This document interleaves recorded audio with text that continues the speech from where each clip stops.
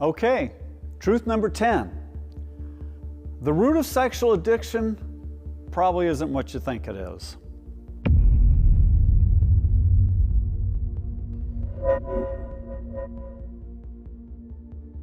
In the first segment, I mentioned that the home I was raised in was dysfunctional. The definition of that word is simply that something doesn't operate as it should. Most of the problem was that my father was extremely self-centered and simply lacked the capacity to love others. I suppose it was that lack of love in our home that helped create the cavernous void in my heart. And I did the same thing countless others have done. I tried to fill that void with the things of this world. Of course, a healthy home is built upon the solid foundation of affection and discipline, two aspects of love that were sorely lacking in my home. My dad's lack of affection caused a breach in our relationship, which he tried to make up for by buying me things. And rather than disciplining me in a consistent and predictable manner, he would ignore my rebellious attitude until he got irritated. Then he would lash out in ugly anger. I sought solace in things, and it didn't take me long to figure out how to avoid his temper and how to manipulate him into buying me what I wanted. As a child, I lusted for the latest toys that were coming out.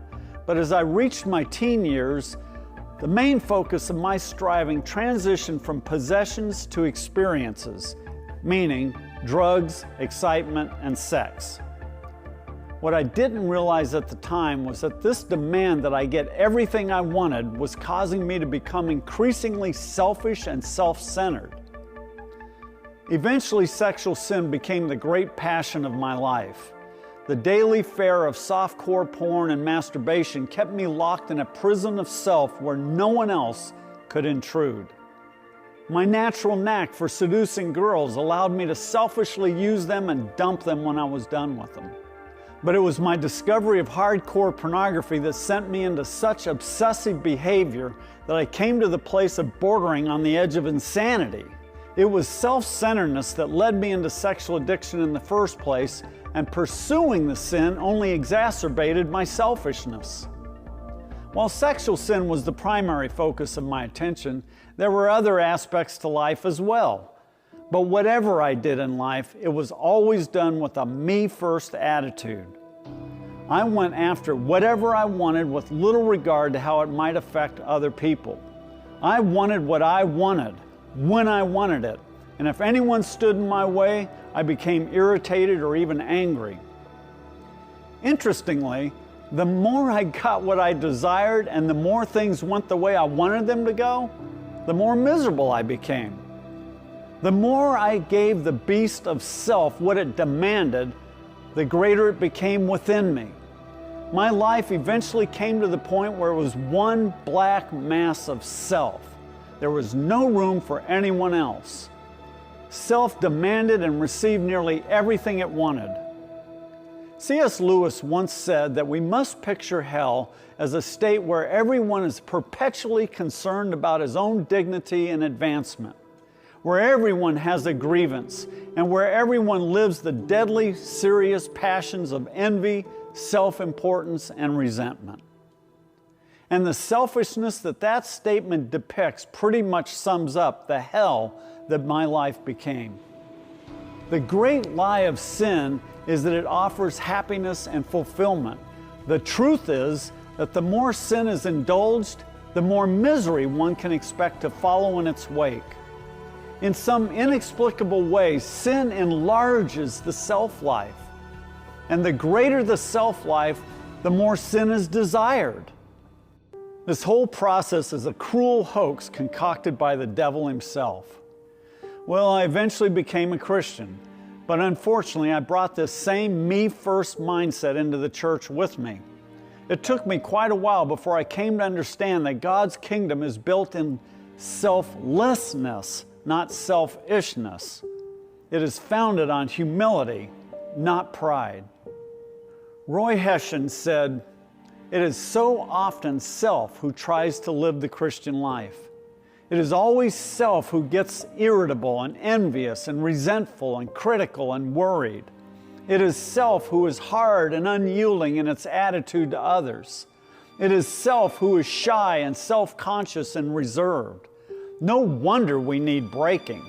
As long as self is in control, God can do little with us. People imagine that dying to self makes one miserable, but it is just the opposite. It is the refusal to die to self that makes one miserable. The more we know of death with Him, the more we shall know of His life in us, and so the more of real peace and joy. Yeah, he really nailed it. The Christian only comes into the blessings of God as he allows the Lord to break him of his self-life.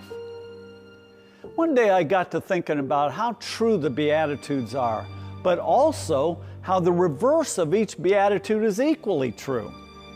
I'll go through them and I think you'll get what I'm talking about. Jesus said, "Blessed are the poor in spirit." And I would add, "Miserable are those who are full of themselves." Jesus said, "Blessed are those who mourn." And I would add, "Miserable are those who strive after temporal happiness." Jesus said, "Blessed are the meek." And I would add, "Miserable are the self-willed who always want their way." Jesus said, "Blessed are those who hunger and thirst for righteousness." And I would add, "Miserable are those who are indifferent and apathetic to the things of God." Jesus said, "Blessed are the merciful." And I would add, "Miserable are the self-centered who never reach out to meet the needs of others." Jesus said, "Blessed are the pure in heart." And I would add, "Miserable are those whose hearts are full of idols." Jesus said, "Blessed are the peacemakers." And I would add, "Miserable are those troublemakers who cause division." You see, the world and our carnal natures lead us to believe that the more we insist on having our way in life, the happier we'll be. And they want us to think that the more possessions we acquire and the more pleasure we experience, the more satisfied we'll be. But God teaches us another way. The more we love and obey God, the deeper our joy will be. And the more we give ourselves away for the sake of others, the more fulfilled we will feel. Attempting to combine a self-centered existence with Christianity simply doesn't work. And those who insist on trying to make it work are only deceiving themselves. This was one of the great lessons I desperately needed to learn in life. And it was as I started to overcome the tyranny of self that I began to find true freedom at last. My days of pursuing pleasure and insisting on having my way about everything are over. But you know what? So are those days of misery that were always a part of that selfish lifestyle.